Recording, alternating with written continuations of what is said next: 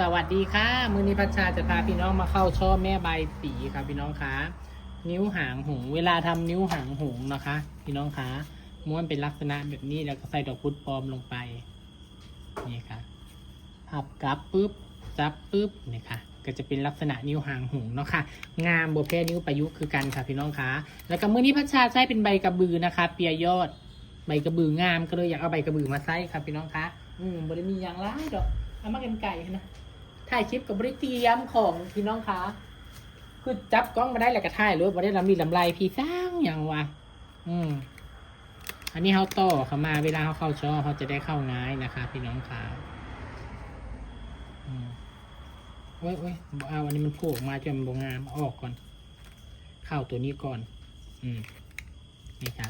เวลาเข้าเนี่ยเราจะเข้าช่อแบบประยุกต์นะคะยอดนี่ใช้เป็นใบกระบือนะคะไผ่บ่มีอยากใส่ริบบิ้นก็ได้ค่ะแต่พัชชาอยากให้มันคงความเป็นธรรมชาตินะคะโอ้ยใบตองคือเตกเลยออกตัวกันเด้อค่ะใบตองวันนี้เป็นกล้วยน้ำว้านะคะพี่น้องคะเป็นอย่างพัชชาจังกับกล้วยน้ำว้ากล้วยตานีมันบ่มีใบยาวเลยพี่น้องมันเบิดแล้วกล้วยเฮ็ดเวียกว่าสั้นสนั่นวันไหวมันก็เลยบ่เหลือแล้วค่ะไปซื้อเขากะการละ3 บาทแต่ว่ายังบ่ได้ไปซื้อเพราะว่าเขามาถ่ายคลิปให้เบิ่งซื้อเขาบ่ได้เฮ็ดเวียกนะเขาเฮ็ดเวียกให้ลูกค้าเขาก็สิไปซื้อค่ะพี่น้องคะว่าพื้นไปซื้อกับบ่ได้มีงามดอกมันจากเหลืองกล้วยยามนี้เนาะหลายๆคนก็สิเข้าใจนะคะนี่แหละค่ะเข้าทีแล้วการสไตล์ของพัชชานี่เข้าช่อใบสีนี่ต้องได้ใช้สเตปเปอร์2 ตัวค่ะพี่น้องคะนี่ค่ะตัวหนึ่งจะออกแบบนี้ค่ะสเตปเปอร์เล็กนะคะเบอร์10ไม่เคยใช้สเตปเปอร์ใหญ่เด้ออย่าเข้าใจผิดนะคะส่วนใครสนใจสเตปเปอร์ปากกว้างตามที่พัชชาใช้สั่งได้นะคะโอ้เตะไปหากระตัดมาพี่น้องที่จริงกับกล้วยน้ำว้านะตัดมาแล้วต้องทิ้งไว้ก่อนละสัก3 ชั่วโมงนะคะทิ้งไว้อย่างเดียวสัก3 ชั่วโมงค่อยมาใช้งานเพราะมันกรอบอันนี้มันโมเมนต์น้ำว้าแบบบางๆนะมันเป็นน้ำว้าพระเทพใบใหญ่ๆหนาๆนะพี่น้องคะมันก็เลยอยากแตกมันโมเมนต์น้ำว้าบ้านเฮาถ้าน้ำว้าบ้านธรรมดานี่มันก็สิใบบางเรียงให้สวยงามค่ะทุกขั้นตอนนะคะเรียงให้สวยงามและรอยที่เราพับหางหงมันต้องไปทางเดียวกันนี่เห็นบ่มันต้องไปทางเดียวกันค่ะเอานี่บริยุ่งบริยากค่ะอันนี้ทำไมพัชชาถึงใช้สเตปเปอร์เย็บด้านหลังเย็บต่ำๆแบบนี้อย่าเย็บขึ้นสูงถ้าเย็บขึ้นสูงแล้วมันลังใบตองมันแตกค่ะพี่น้องคะอันนี้มันเป็นความถนัดนะคะใครจะทำตามก็ได้ไม่ทำตามก็ได้ค่ะโอ้ยไว้นายใบตองเลยพี่น้องเลยแตกถ้าทำให้ลูกค้าจริงๆแตกแบบนี้ไม่ได้นะคะต้องเอาออกแต่ค่อยบอกออกเดี๋ยวมันค้ำมันดึกแล้วค่อยขี้ค้านแกะออกแกะเข้าอยู่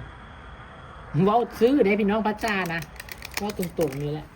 ใครเห็นให้ลูกค้านั้นไม่ได้เพราะว่าลูกค้าเอาไปประกอบมันก็จะแตกมันก็จะเกิดความเสียหายนะคะพี่น้องใบกล้วยก็ได้นี่เย็บลงไปเลยลูกสเตปเปอร์ไม่ต้องกลัวบดถ้าใครกลัวลูกสเตปเปอร์บดประหยัดลูกสเตปเปอร์นะคะพี่น้องคะพี่น้องคนนั้นจะเข้าช่อใบสีไม่สวยเลยนะคะลูกสเตปเปอร์นี่ต้องแน่นนะคะพี่น้องคะใบตองต้องเช็ดให้เรียบร้อยในบริเช็ดในมิตรฝุ่นพี่น้องคะว่าตามซื้อนะคะบริเฟกค่ะมันคือเรื่องจริงพัชชาไม่อายค่ะ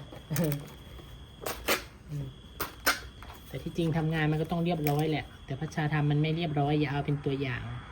ผ้านุ่งต้องเอาวางขึ้นสูงพี่เอาวางขึ้นจนหยับเพียงกันพี่เวลาเขาอันนี้ลงมาเขากับพับเปียกลงมาให้มันเฉลียงนะคะมันถึงสวยถ้ามันโบเฉียงมันโบสวยเด้อ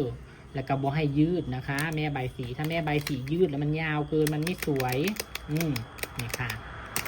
เนาะจ้ะพี่น้องคะตอนนี้พัชชาก็เข้าช่อเสร็จเรียบร้อยนะคะพี่น้องคะ